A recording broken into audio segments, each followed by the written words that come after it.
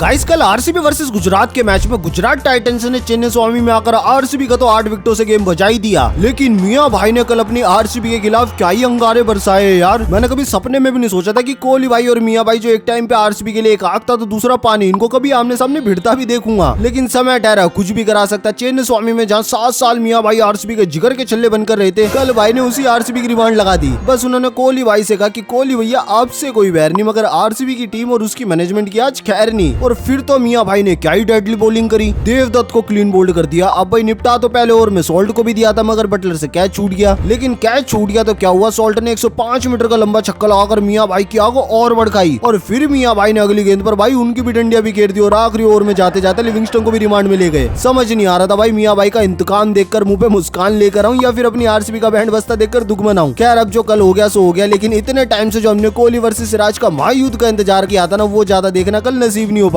अरशद खान ने दूसरे ओवर में कोहली भाई का काम निपटा दिया और फिर ये टॉक्सिक फैन बेचारे अरशद खान को छोड़कर अरशद वारसी के पीछे पड़ गए। कौन है, कहां से आते हैं? खैर भाई मैच को शुरू से शुरू करते तो गिल्लू ने टॉस जीतकर चेन्नई स्वामी में आरसीबी वालों को पहले बैटिंग करने का न्योता दिया और पहली बार लाइफ में मियां भाई ने कोहली भाई को बॉल डाली और कोहली भाई ने उस पर अपना ट्रेडमार्क शॉट लगा दिया। अब भाई मियां भाई ने पहले ओवर में आती सॉल्ट का एज भी लगवा दिया, लेकिन जॉस बटलर से कैच ड्रॉप हो गया। लेकिन फिर अगले ओवर में अरशद खान के हाथों कोहली भाई सस्ते में निपट गए। तो फिर मियां भाई ने अगले ओवर के अंदर देवदत्त पडिक्कल को बोल्ड कर दिया। अब भाई फिल सॉल्ट ने मियां भाई को 105 मीटर का छक्का जरूर लगाया और वो बॉल स्टेडियम के बाहर भी चली गई, लेकिन फिर अगली बॉल पर मियां भाई ने उनकी डंडिया भी घेर दी। और फिर पावर प्ले के बाद ईशांत शर्मा ने आकर आरसीबी के कप्तान को निपटा दिया। इधर भाई आरसीबी को वापस अपनी पुरानी फॉर्म में आता देखकर बेचारे फैंस के मुंह से तो मानो खुशी छिन गई थी, लेकिन उधर ड्रेसिंग रूम में तो ठूसम ठासी खत्म नहीं हो रही थी। लेकिन भाई फिर जितेश शर्मा ने आकर बढ़िया शॉट लगा और लिविंगस्टन ने भी दूसरी तरफ से बढ़िया छोर संभाला। अब राहुल तेवतिया ने लिविंगस्टन का कैच जरूर ड्रॉप किया, मगर फिर साई किशोर के ओवर में 33 रनों पर जितेश शर्मा का कैच पकड़ लिया। उसके बाद साई किशोर ने कुरनाल को भी कॉटन बोल्ड कर दिया। अब भाई पहले की 28 गेंद लिविंगस्टन ने जरूर कचुए की चाल चली, लेकिन फिर ये लंबे लंबे राशिद खान को छक्के लगाकर अपनी 50 पूरी करी और साथ में उनकी भी करा दी। मगर फिर मियां भाई अपने आखिरी ओवर में जाते जाते लिविंगस्टन को भी रिमांड में ले गए। लेकिन भाई फिर टीम डेविड ने अपनी टीम की इज्जत बचाते हुए 18 गेंदों के अंदर 32 रन की एक मोस्ट इंपोर्टेंट पारी खेलकर आरसीबी को पहुंचा दी 169 रनों के ठीक ठाक स्कोर तक।